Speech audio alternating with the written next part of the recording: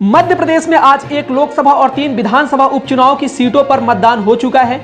प्रत्याशियों की किस्मत ईवीएम में कैद हो चुकी है। चुनाव के नतीजे 2 नवंबर यानी धनतेरस के दिन आएंगे। धनतेरस को ही पता चले कि जनता ने किस दल पर वोटों की बरसात की है। खास बात यह है कि उपचुनाव के नतीजों से 2023 के विधानसभा चुनाव की तस्वीर साफ हो जाएगी, क्योंकि चारों सीटों पर हो रहे उपचुनाव को 2023 के विधानसभा चुनाव के तौर पर देखा जा रहा है। एक बात यह भी है कि उपचुनाव की चारों सीटें अलग अलग इलाके की हैं। चुनाव के परिणामों से राजनीतिक दलों की दशा और दिशा भी साफ हो जाएगी।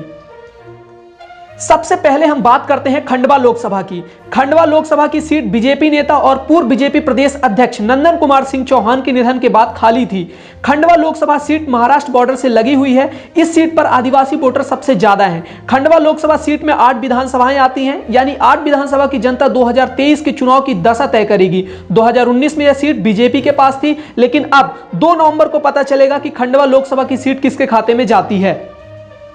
अब बात करते हैं जोबट विधानसभा की। जोबट विधानसभा गुजरात की बॉर्डर से लगा हुआ है। जोबट सीट पर भी आदिवासी वोटर निर्णायक भूमिका में होते हैं। जोबट विधानसभा रतलाम लोकसभा में आती है।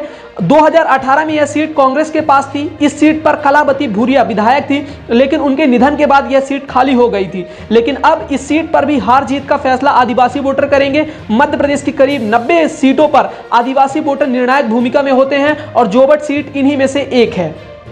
अब बारी आती है रैगांव विधानसभा सीट की। रैगांव विधानसभा बिंद इलाके से आती है। यह वही इलाका है जहां साल 2018 में बीजेपी ने जबरदस्त जीत हासिल की थी। रैगांव सीट भी बीजेपी के पास थी। इस सीट पर 2018 में बीजेपी से जुगल किशोर बागरी ने जीत दर्ज की थी, लेकिन उनके निधन के बाद यह सीट खाली हो गई थी। यह सीट भी रिजर्व सीटों पर आती है। यह सीट यूपी बॉर्डर से लगी हुई है। रैगांव सीट किसके खाते में आती है यह तो आने वाला वक्त ही बताएगा। अब बात करते हैं पृथ्वीपुर विधानसभा सीट की। पृथ्वीपुर विधानसभा सीट बुंदेलखंड से आती है। यह सीट भी यूपी से लगी हुई है। इस सीट पर ब्राह्मण वोटर निर्णायक भूमिका में होते हैं। यह सीट पहले कांग्रेस के खाते में थी। यह सीट पूर्व मंत्री और कांग्रेस विधायक ब्रजेंद्र सिंह राठौर के निधन के बाद से खाली हुई थी, लेकिन उपचुनाव के बाद यह सीट किसके खाते में आएगी यह तो वक्त ही बताएगा।